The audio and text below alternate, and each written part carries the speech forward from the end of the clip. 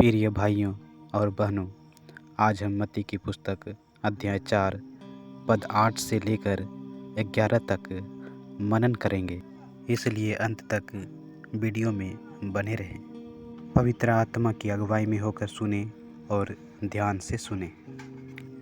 फिर इब्लिस उसे एक बहुत ऊंचे पहाड़ पर ले गया और सारी जगत के राज्य और उसका वैभव दिखाकर उससे कहा, यदि तू गिरकर मुझे प्रणाम करे तो मैं यह सब कुछ तुझे दे दूंगा। तब यीशु ने उससे कहा, हे शैतान, दूर हो जा, क्योंकि लिखा है, तू प्रभु अपने परमेश्वर को प्रणाम कर और केवल उसी की उपासना कर। तब शैतान उसके पास से चला गया और देखो, स्वर्गदूत आकर उसकी सेवा करने लगे। यह केवल जंगल में हुई एक घटना नहीं है, बल्कि हर एक विश्वासी के जीवन में प्रतिदिन होने वाली आत्मिक युद्ध का चित्र है। यह परीक्षा केवल प्रभु यीशु मसीह की नहीं थी, उस मार्ग की परीक्षा थी जिसके द्वारा संसार का उद्धार होना था। ध्यान दीजिए, शैतान पहले 2 परीक्षाओं में असफल रहा। वह समझ गया था कि यीशु रोटी के कारण परमेश्वर की आज्ञा को नहीं तोड़ेंगे और ना ही अपनी सामर्थ्य का प्रदर्शन करके परमेश्वर की परीक्षा लेंगे। इसलिए अब उसने सबसे बड़ा हथियार निकाला, संसार की महिमा, धन, शक्ति और अधिकार।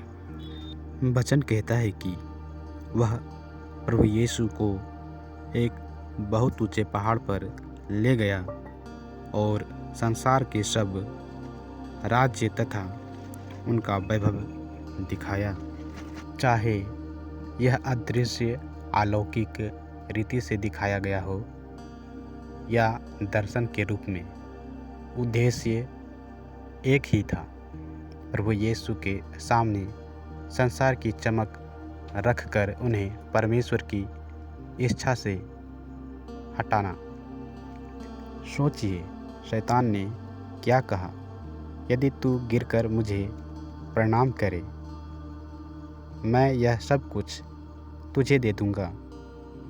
अब की बार उसने रोटी नहीं दी, उसने धन दिखाया। उसने पानी नहीं दिया, उसने राज्य दिखाया। उसने आराम नहीं दिया, उसने सिंहासन दिखाया।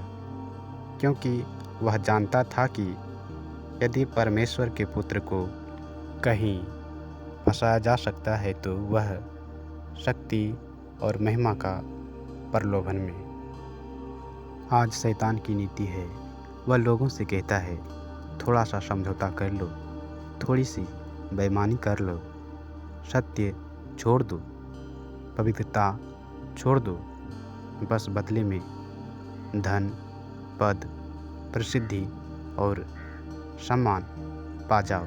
कितने लोग इसी प्रलोभन में अपने विश्वास का सौदा कर देते हैं। परंतु यीशु ने संसार का वैभव देखकर अपने उद्देश्य को नहीं भुलाया।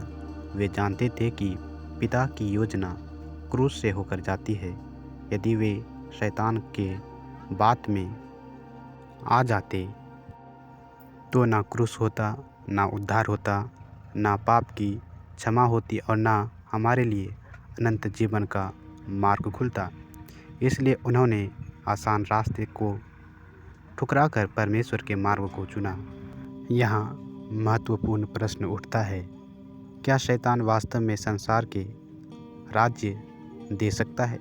बाइबल बताती है कि इस संसार की व्यवस्था पर उसका प्रभाव है, इसलिए वह ऐसा दावा कर रहा था।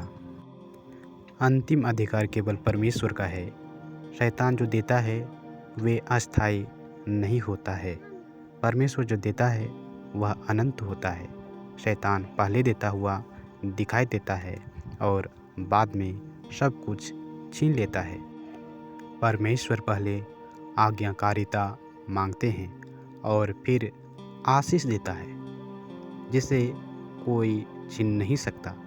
ध्यान दीजिए कि प्रभु यीशु ने शैतान से बहस नहीं की। उन्होंने कोई दार्शनिक चर्चा नहीं की। उन्होंने केवल लिखा हुआ वचन सुनाया। तू अपने परमेश्वर यहोवा को प्रणाम कर और केवल उसी की उपासना कर। यह हमें सिखाता है कि आत्मिक युद्ध में हमारी सबसे बड़ी तलवार परमेश्वर का वचन है।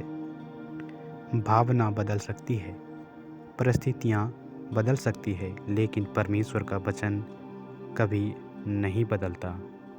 प्रभु यीशु ने यह भी नहीं कहा कि थोड़ी देर के लिए समझौता कर लेते हैं। उन्होंने स्पष्ट कहा, हे शैतान दूर हो। एक विश्वासी का उत्तर भी ऐसा ही होना चाहिए। पाप के साथ समझौता नहीं बल्कि उसका विरोध होना चाहिए। झूठ के साथ समझौता नहीं बल्कि सत्य पर दृढ़ रहना चाहिए। संसार के चमक के आगे नहीं झुकना चाहिए बल्कि केवल परमेश्वर के सामने झुकना चाहिए। फिर वचन कहता है कि शैतान उन्हें छोड़ भागा और स्वर्गदूत आकर उनकी सेवा करने लगे। यह परमेश्वर का सिद्धांत है। जो परीक्षा में स्थिर रहता है उसे परमेश्वर अकेला नहीं छोड़ता। कभी कभी सहायता तुरंत नहीं आती, लेकिन परमेश्वर का समय गलत नहीं होता। जब उनका समय आता है तो वे अपने सेवकों की देखभाल करते हैं। आज हमें अपने आप से पूछना चाहिए, क्या मेरे जीवन में कोई ऐसा वैभव है जिसके लिए मैं परमेश्वर से समझौता करने को तैयार हूँ?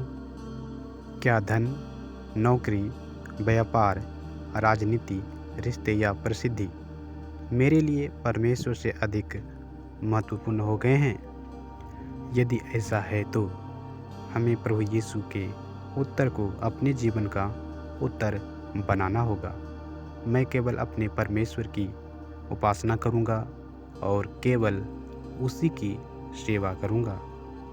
याद रखिए, संसार का वैभव कुछ समय का है, परंतु परमेश्वर की महिमा अनंत है।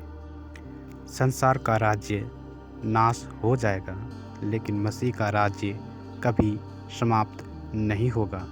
संसार का सम्मान मनुष्य देता है और छीन भी लेता है, लेकिन परमेश्वर जो महिमा देते हैं उसे कोई नहीं छीनता, ना ही छीन सकता है। अंत में पुनरुत्थान के बाद प्रभु यीशु ने कहा, स्वर्ग और पृथ्वी का सारा अधिकार मुझे दिया गया है। जिस अधिकार को शैतान समझौता के द्वारा देना चाहता था, वही अधिकार पिता आज्ञाकारिता के रूप में क्रूस और पुनरुत्थान के बाद अपने पुत्र को दे दिया। यही परमेश्वर का मार्ग है। पहले क्रूस, फिर मुकुट, पहले परीक्षा, फिर विजय, पहले आज्ञाकारिता, फिर महिमा। आइए हम भी यह निश्चय करें कि चाहे संसार कुछ भी दे, हम परमेश्वर का आराधना करेंगे, केवल उसी की सेवा करेंगे और वचन पर अटल रहेंगे, क्योंकि अंत में वही लोग विजयी होंगे जो अंत तक विश्वास योग्य बने रहेंगे। आमीन।